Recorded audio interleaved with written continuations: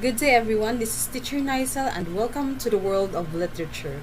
Now, today's topic is all about Canterbury Tales, a medieval literary work by the poet Geoffrey Chaucer in the late 14th century. Geoffrey Chaucer was an English poet and author.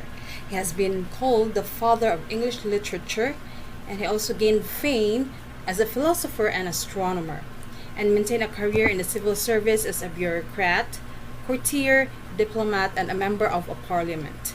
Among Chaucer's many other works are The House of Fame, The Legend of the Good Woman, The Book of the Duchess, and of course his masterpiece, The Canterbury Tales, which is composed of 24 tales related to a number of literary genres and touching on subjects ranging from faith to God's will to love, marriage, pride, and death.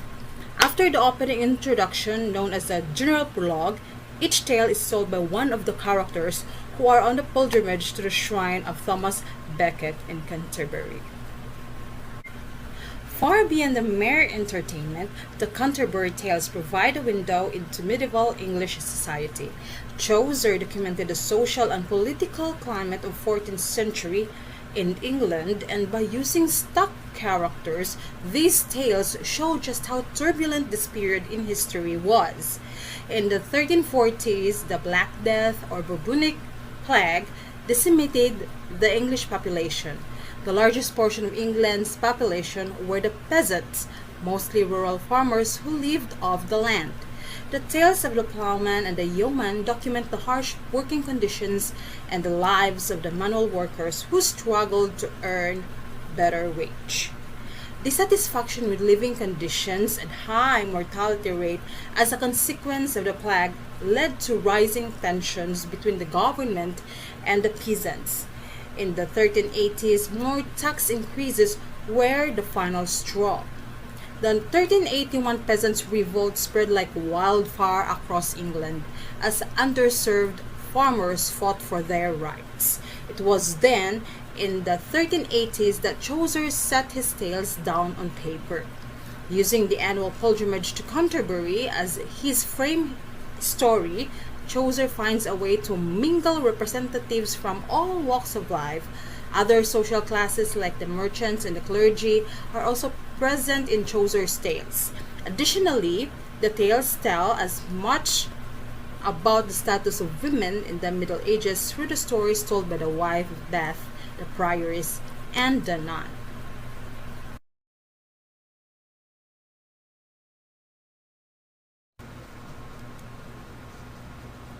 Now let's move on to the themes depicted on the tales. There are about 24 tales to tell in the Canterbury Tales, which showcases different themes, and some of the major themes are the following. First, we have social satire. Social satire is the major theme of the Canterbury Tales. The medieval society was set on three foundations. First, the nobility, the church, and then the peasantry. Chaucer's satire targets all segments of the medieval social issues: human immorality and depraved heart. For example, he exposes each social layers of his pilgrims and beautifully illustrates how they fail to fulfill their actual duties. He further shows the theme of social satire in the nun's priest's tale that satirizes courtly love and sets aside standard of dignity. The wife of Bath's tale mocks the religious logic as the wife interprets the Bible verses in her own way to support her argument.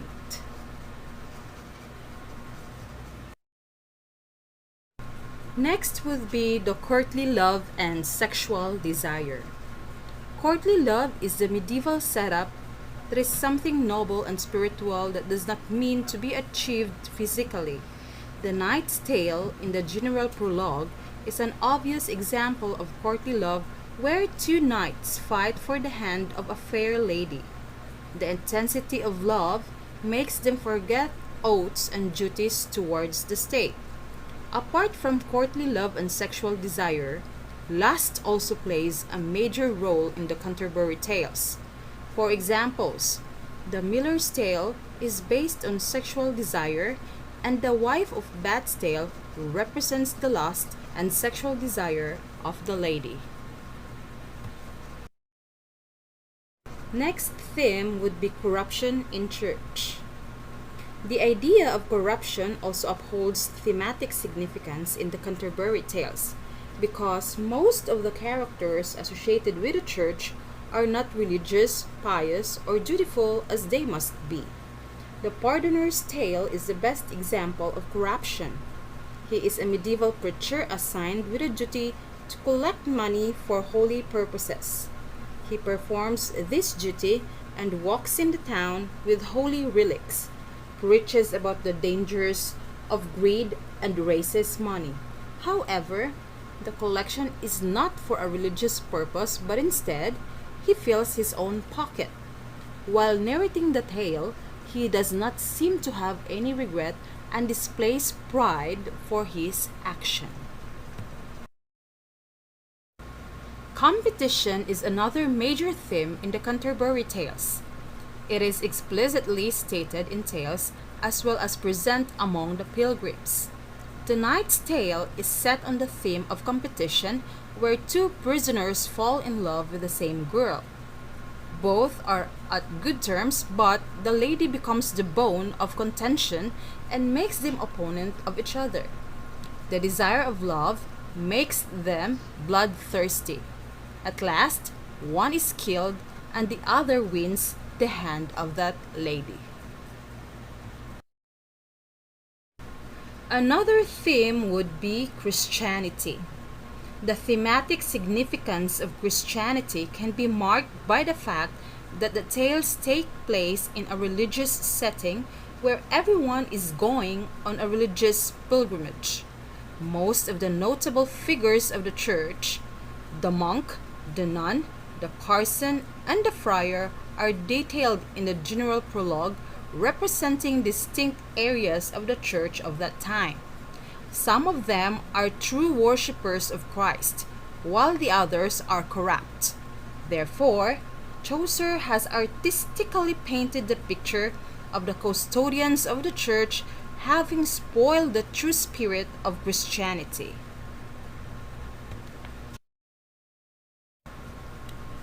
Lies and deception are also one of the major themes in the prologue as well as individual tales. Most characters lie about their social status to maintain their respect. For instance, the merchant appears to be a wealthy man at first, but as the tale progresses, he reveals that he is in debt. The pardoner deceives people by selling fake relics, and the miller also deceives others by selling his flour again and again.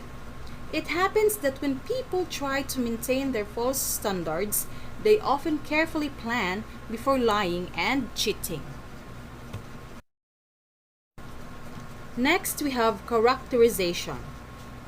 Chaucer's art of characterization is free from personal bias. He portrays his characters objectively, impartially, and disinterestedly. He depicts what he sees personally. He has the seeing eye, the memory, the judgment to select, and the capacity to expound. Chaucer outlines his 30 pilgrims in the prologue to the Canterbury Tales. He is the first great painter of characters in English literature. He has painted the whole of English nation during the 14th century, ranging from knightly class to the order of clergymen. The character sketches are brief, yet lucid and comprehensive. Both the in and out of the characters are depicted in such a superb way that the entire personality seems moving before the reader's eyes. It is in fact Chaucer's unique, rich, and original art of characterization that has enabled him to delineate memorable portraits. For the purpose, he employs several techniques of characterization, some of whom were popular among the contemporaries, while the others are purely his own. Here are some techniques that Chaucer has had used in the Canterbury Tales. First, we have characterization by theory of humor. Next, we have characterization by physiognomy.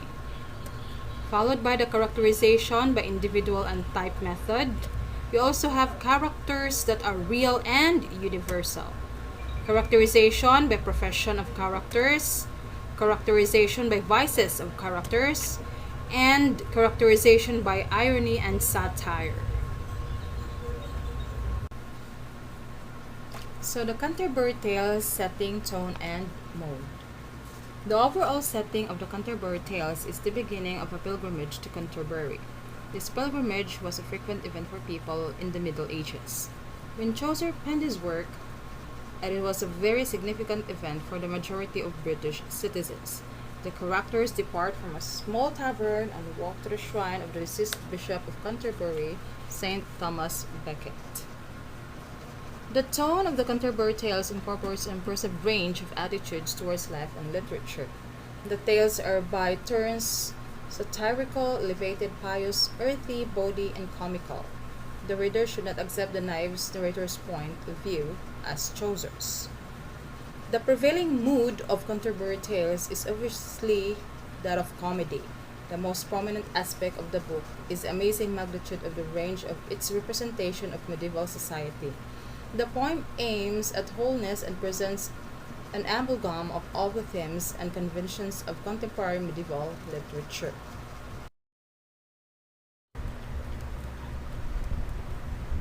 The Canterbury Tales consist of the stories related by the pilgrims on their way to St. Thomas Becket Shrine in Canterbury. Harry Bailey, the host, had proposed a scheme in a general prologue whereby each pilgrim was to narrate two tales on the way to Canterbury and two more while returning. In the course of the journey, the canon and his yeomen joined the pilgrims. However, the Canterbury Tales are incomplete. There should have been 120 tales in all according to the original plan, but Chaucer only completed 24 tales. Out of these, the Cook's and the Squire's tales are unfinished. The Knight tells the first tale.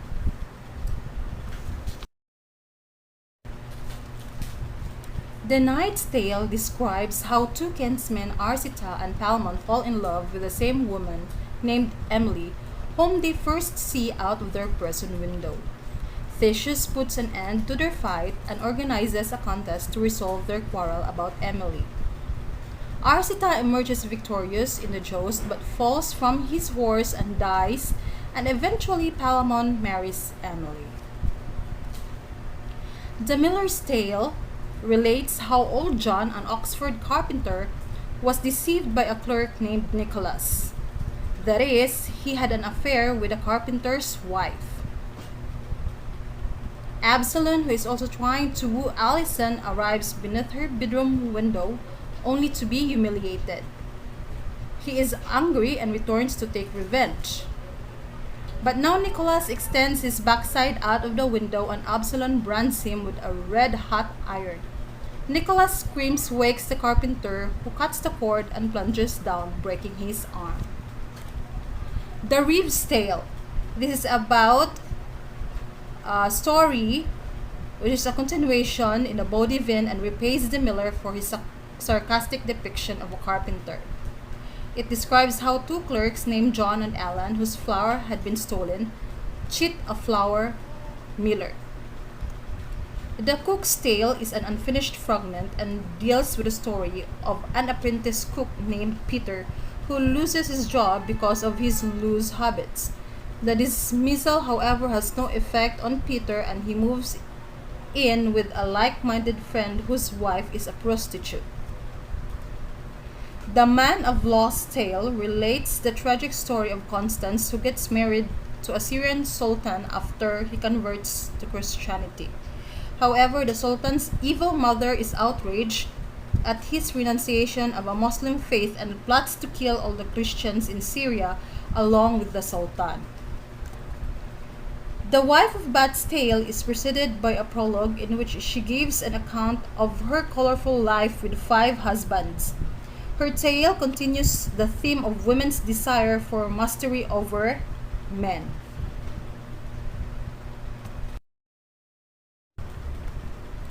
The Friar's Tale tells the story of a summoner and a yeoman. The latter turns out to be the devil in human form, and ultimately takes the summoner with him to hell. The summoner's tale repays the friar for his tale about the corrupt summoner. The summoner relates a story about the corrupt mendicant friar. Everybody except the friar applauds the solution, and Junkin is rewarded with a new coat.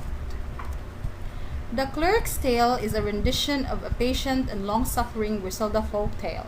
Griselda's husband inhumanly subjects her to various cruelties simply to test the extent of her patience and love.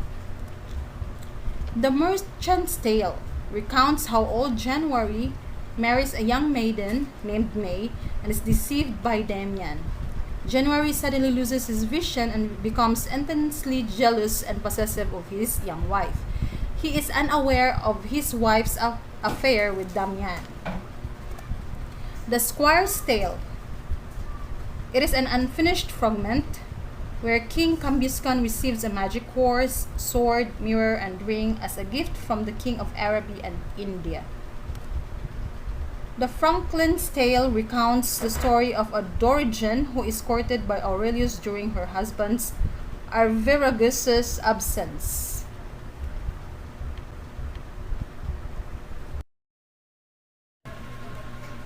The Physician's Tale describes a tragic tale of a beautiful and chaste maiden named Virginia. A corrupt judge named Appius lusts after her and invents a charge of kidnapping to force her father to relinquish the young girl. The Pardoner's Tale relates how three drunken men set out in search of death after their friend has been killed by the plague. However, they grew greedy and killed themselves through trickery. The Shipman's Tale recounts how a monk deceived a merchant. The merchant's wife borrows 100 francs from the monk and agrees to sleep with him in exchange of his favor. The Prior's Tale is a dedication to the Virgin and describes how the Jews murdered a Christian boy. The Virgin gives the dead boy the power of speech, thus able to reveal his whereabouts and avenge his death. The Tale of Sir Thopas is the first story related by Chaucer. It tells of a young knight named Sir Thopas who rides in search of an elf queen. The Tale of Melibea. It is the enemies who attacked the house of Melibea and his daughters were injured, but the wife Dame Prudence persuades him to banish all thoughts of revenge and forgive his enemies.